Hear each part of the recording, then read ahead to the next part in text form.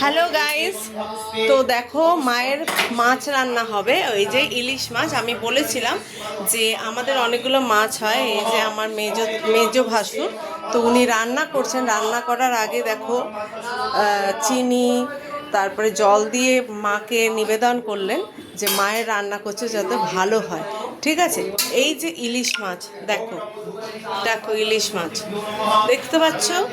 ঠিক আছে, এই মাছটা কিভাবে কাঁচা রান্না হবে, ঠিক আছে।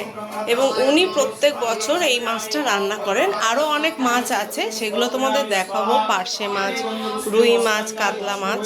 তো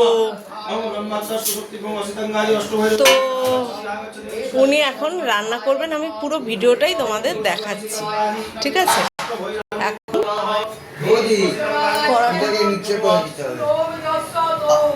আর ইয়ে তেল লাগবে দুটো, একটা সাদা একটা সরষের। ওই সেজবনের গায়ে চলে যাও। হ্যাঁ দিয়ে দে। আচ্ছা ঠিক আছে, রান্নাটা যখন হবে আবার তোমাদের দেখো। ঠিক আছে, মাছটা দেখে না।